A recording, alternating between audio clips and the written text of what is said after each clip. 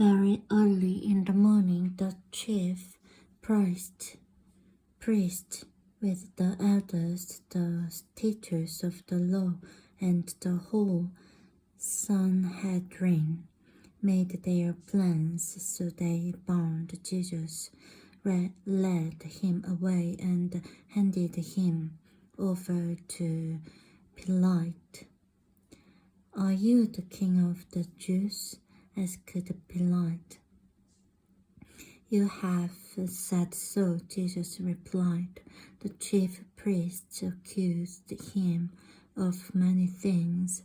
So again Pilate asked him, "Aren't you going to answer?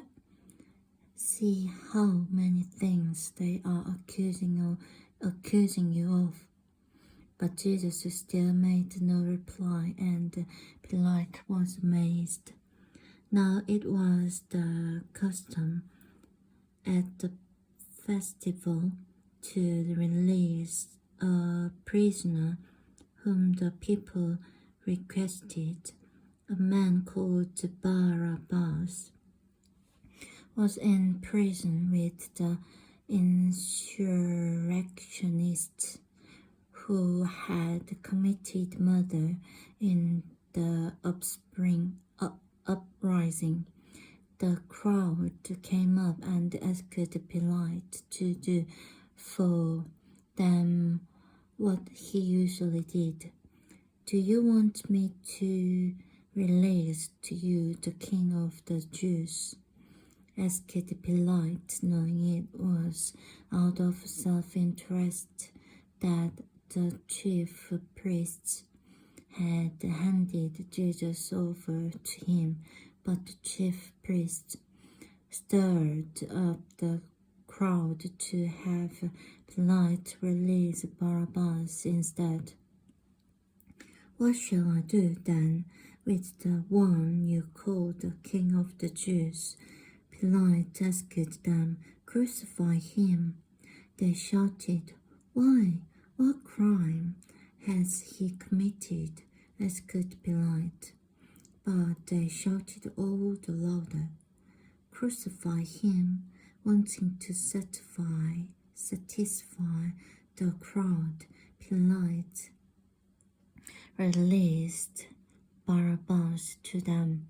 He had Jesus flogged and handed him over to be crucified. The soldiers led Jesus away into the palace, that is the praetorium, and called together the whole company of soldiers. They put a purple robe on him, then twisted together a crown of thorns and set it on him. And they began to call out, "Hail, King of the Jews!" Again and again they struck him on the head with a staff, and they spit on him.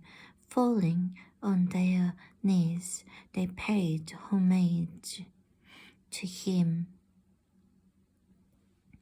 And when they had mocked him, they took off the purple robe and put his own clothes on him.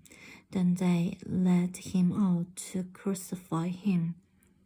A certain man from Cyrene, Simon, the father of Alexander and Rufus, was passing by on his way in from the country, and they forced him to carry the cross.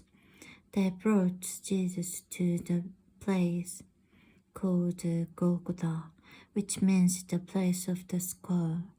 Then they offered him wine mixed with myrrh,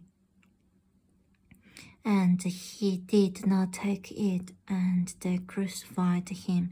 Dividing up his clothes, they cast lots to see what each would get. It was 9 in the morning when they crucified him. The written notice of the charge against him read, "The King of the Jews." They crucified two rebels with him, one on his right and one on his left. Those who passed by hurled insults at him, shaking their hands and saying, "So you who are going to destroy the temple and build it in 3 days, come down from the cross and save yourself." In the same way, the chief priests and the teachers of the law mocked him among themselves. "He saved others," they said, "but he can't save himself. Let this Messiah, this King of Israel, come down now from the cross, that we may see and believe." Those crucified with him also heaped insults on him. At noon, darkness came over the whole land until 3 in the afternoon. And at 3 in the afternoon, Jesus cried out in a loud voice, "Eloi, Eloi, lema sabachthani," which means, my God, why have you forsaken me?" When some of those standing near heard this, they said, "Listen, he's calling Elijah."